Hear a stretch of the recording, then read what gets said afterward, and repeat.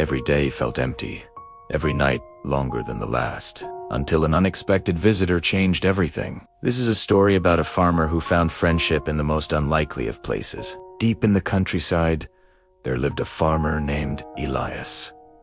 His life, once filled with the warmth of his wife's laughter, had fallen into a profound silence after she passed away. The sprawling fields, the rustic barn, the familiar creak of the porch swing, everything that once brought him joy, now served as a hollow reminder of his loss. Each day was a mirror of the one before. A long, quiet stretch of work followed by an even longer, quieter evening. The nights were the hardest, stretching into an eternity of darkness, filled only with the ghosts of memories. He moved through his chores like a shadow, his heart heavy with a grief that felt bottomless. The vibrant colors of his farm seemed to have faded to gray, reflecting the emptiness he felt inside. One crisp morning, as the sun began to paint the sky with strokes of orange and pink, something unusual happened. As Elias was scattering feed for the chickens, a sleek, black crow descended from the sky and landed gently on his shoulder. He was startled, his first instinct to shoo it away. He waved his hand, expecting the bird to take flight, but it merely hopped to his other shoulder, cocking its head with an intelligent, inquisitive gaze. He tried again, a little more firmly this time, but the crow held its ground, its small claws gripping his shirt with a surprising tenacity. It simply refused to leave. Confused and a little annoyed, Elias eventually gave up and went about his morning tasks with the bird still perched on him. The crow seemed content just to be there, a silent observer to his lonely routine. When he finally went inside for breakfast, the crow flew to a nearby fence post, watching the farmhouse with its dark, knowing eyes. To his surprise, the crow was back the next morning, waiting for him on the same fence post. As he approached, it flew over and landed on his shoulder again. This became their new ritual.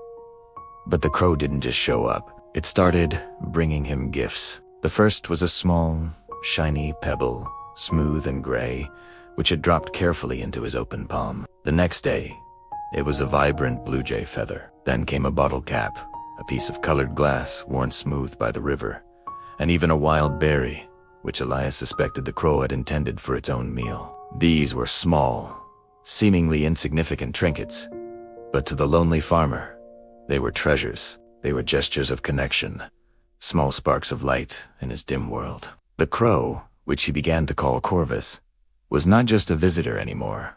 It was a presence. Slowly, almost without realizing it, Elias began to talk to Corvus. At first it was just simple observations about the weather or the farm. "Looks like rain today, Corvus," he'd say. "Or the corn is growing tall, isn't it?" But soon, the simple chatter deepened. He found himself sharing his thoughts, his worries, and the deep, unspoken grief that had been locked away in his heart. He spoke of his late wife, recalling fond memories and shedding tears he thought had long run dry. He told the crow about his day, the small victories and the quiet frustrations. Corvus would listen intently, its head tilted, occasionally letting out a soft caw, as if in understanding. The bird never spoke a word of human language, of course, but its steady, non-judgmental presence was more comforting than any words could be. In the quiet companionship of the crow, Elias felt a dam within him break. The loneliness that had been a constant, suffocating weight began to feel a little lighter. He was no longer just a farmer going through the motions. He was a man with a friend.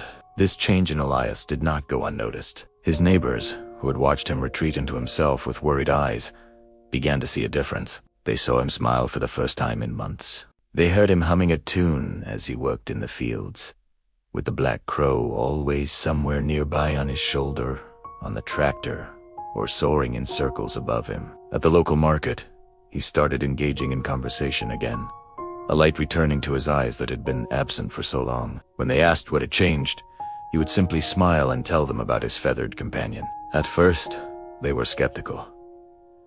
Some even thought his grief had taken a strange turn. But as they saw the genuine bond between the old farmer and the wild crow, their skepticism turned to wonder, and then to inspiration. The story of Elias and Corvus became a quiet legend in their small community, a testament to the strange and beautiful ways life can heal. The crow didn't perform any grand miracles. It didn't speak in prophecies or lead him to hidden treasure. Its magic was simpler and far more profound.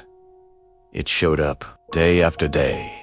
It returned, a small, dark bird against a vast, lonely landscape. It offered its presence, its loyalty, and its strange little gifts without asking for anything in return. And in doing so, it healed a heart that had almost given up on the idea of joy.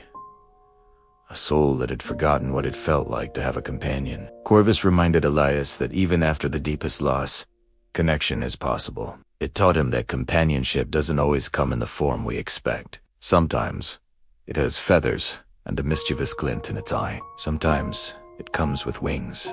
This story reminds us that healing can come from the most unexpected places. It shows that even the smallest gestures of loyalty and presence can be enough to mend a broken spirit and restore hope in a lonely heart. Life has a way of surprising us, of bringing us exactly what we need, even if it's in a form we never could have imagined. Have you ever had an unexpected animal companion change your life? A stray cat, a rescue dog, or maybe even a wild bird that chose you?